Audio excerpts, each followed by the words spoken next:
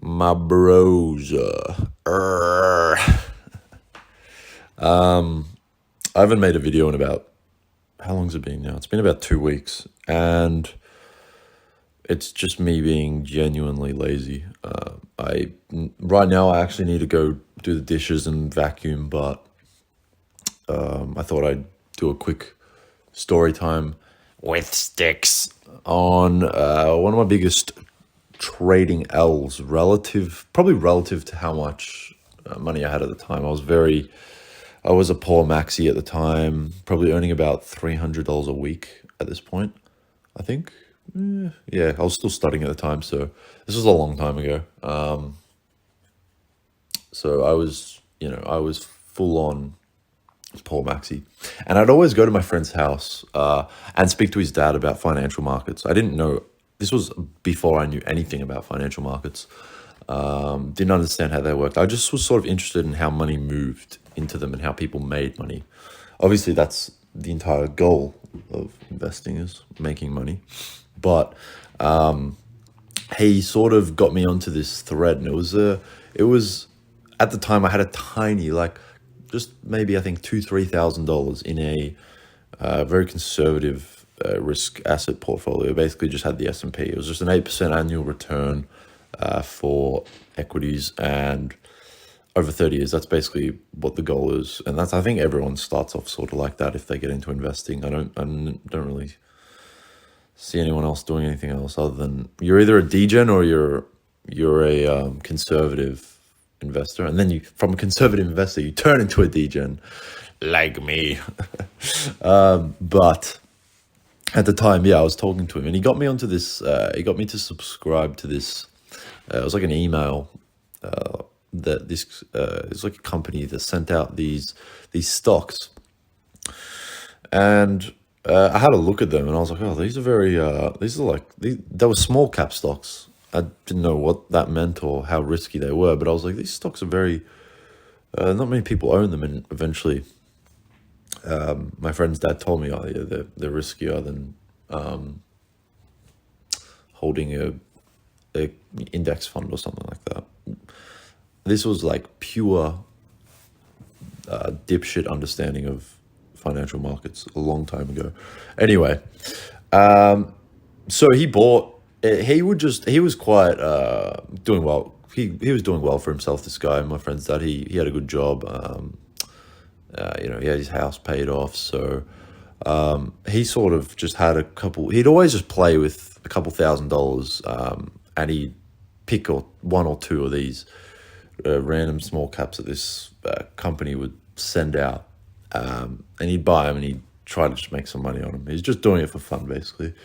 And so one day he actually nailed one pretty well, and I think he got like a 3 or 4x with about 3,000 investors. So he got about 10 grand back. And he showed me his portfolio, and I saw like it was like plus 9,500 or something. And I was like, oh my God, this guy's made so much money. Even if I put 500 in, I could have made, I would have got like 2 grand or something back. And at the time, if I like had made $2,000 relative to what I was making, that was more than a month's. I was earning 300 a week, so that was like 5 weeks of work for me. More, it was like 6 or 7. So at the time, I was like, oh my God, this is insane. How much money this guy's making off this one company that he follows. Obviously, being a classic retail noob in the space, I said, oh, I'll subscribe to this little newsletter. And I'd always go over and have a chat with him as usual. Anyway, they sent out one, and he bought it, and he told me I bought this ticker, and I looked at the ticker and I went, oh, maybe I should buy it.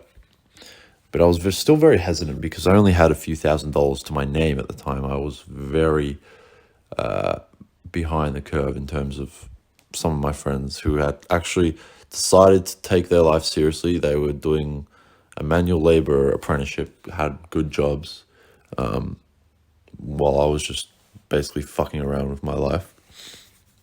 But I decided, fuck it, I'll put $1,000 in, which is way above my risk tolerance at the time. That was probably like 40% of my net worth at the time. Maybe a bit less, but still, I was so poor. And I went in, and the first day I didn't really do anything.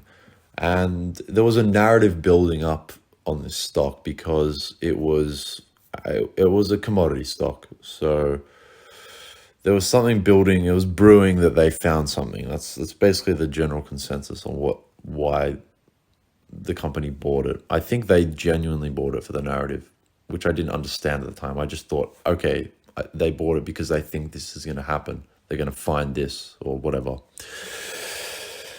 Anyway, a few days go past and the stock actually starts to pop off. It starts to get some traction. The narrative starts to build. And me and my friend's dad are both in this stock. And I didn't speak to him outside of whenever I went to his house. So I didn't text him about it. I didn't think anything of it. And so I think, how long was it? It was about a week after I bought it, and the stock was up, I think, 80-90% from where I bought it. And I was like, oh my God, it was crazy for me how much money I had made at the time. It was about $800 additional to my investment. I'd profited. And I was like going crazy. I'm like, I might actually finally be able to buy that new Nintendo Switch. nah, this was long before that. But eventually I went to my friend's house on the weekend and we started talking about it because he had more money invested than me. I think he had like 3,000 or 4,000 in. So he was up, a pretty substantial amount of money compared to what I was up. It was up about 4,000, obviously, because he got a 1x, 2x. And yeah, we were talking about it. And, we were saying, I hope it goes up more, blah, blah. Anyway, I go back home weekend, forgot about it, and next week it starts really popping off. The narrative really starts to build because they're going to get some results coming in the next, I think, few days or something. I think it was the next few days. I can't actually recall, but eventually, I think after a few days, I was at peak euphoria, and my initial 1,000 had turned into $4,000. So I'd gotten a nice 300% boost on my investment. So he was up like a lot of money.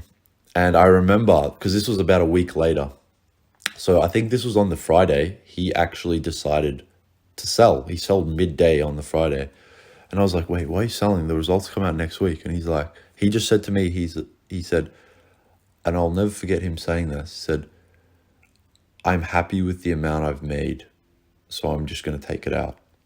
And to me, I didn't really click. I was so new to the space, and I was like, why would he sell before the results come out of their findings? Because this was my mentality. I said, if the results are great, the stock will just continue to go up. That was my mentality. Anyway, I told him, good on you. You made a lot of money. I was up $3,000 at this point. So it was so much money for me, but it just didn't click in my head at the time. Like so much money relative to how much I had to my name. Anyway, Monday comes along and you can always see in the pre-market, and there's always an announcement on the stock, and you can see, but in the pre-market, you can also see if it's like up or down. And I'll never forget, I knew the results were coming out on the Monday. So I was like refreshing to see if an announcement had come up underneath the stock. There was like a little news article. You could click on it and it was an announcement. And I remember I refreshed and they weren't doing it. And about 30 minutes before opening, they announced something and I clicked on it. And it said the results weren't as good as they were anticipating. It was like slightly under what they were anticipating. But this was enough to just absolutely nuke it to the ground because this was such a narrative building stock that anything remotely less than what they were expecting. Even what they were expecting, it probably would have nuked. But because it was under expectations, it absolutely shut the bed. I looked at the stock pre-market and it was down 78% or 79% or something. It was like so brutal to see how I was up so much relative to how much I was earning at the time, and just see it all get wiped off. And eventually, a few weeks later, I sold for a substantial loss on my initial $1,000. And he asked me. Went to his house a few weeks ago again to see my friend, and he asked me. He said, "Did you end up selling on the Friday?" Because I obviously didn't speak to him outside of when I went there. And I told him, I said, I should have sold because, that was 10 weeks of work for me. And he said, well, really? Is that how much money you made? That's insane. And I was like, now that I think of it, that was insane. At the time, obviously. And he said the same thing. He said the amount I made was substantial, even for what he earns as I think he was high up in an IT position, but for him, it was like good money. So it was a good lesson to learn with speculative assets, especially ones like that, those commodity-based ones. And it was really insightful to just get a lesson from. It was good to learn from an actual boomer on, because I was so naive at the time, and my knowledge on financial markets and how they work and how narratives worked. That one narrative instance sort of guided me with crypto, because crypto is just completely narrative driven because it's all such a speculative asset class. And that helped me completely, because even if the news would have been good, I still think it would have sold off. It was still decent news that came out, just under expectation. It was just such a narrative builder, and that's what happens in crypto. That's when a trend has been exhausted, destroyed. When there's a sell off, and how they react to news. So if they don't react to bad news, it's usually a good sign. But yeah, just a little story time with Sticks on a nice L that Sticks took early in his trading career, even though he's not even a trader. But yes, Goodbye.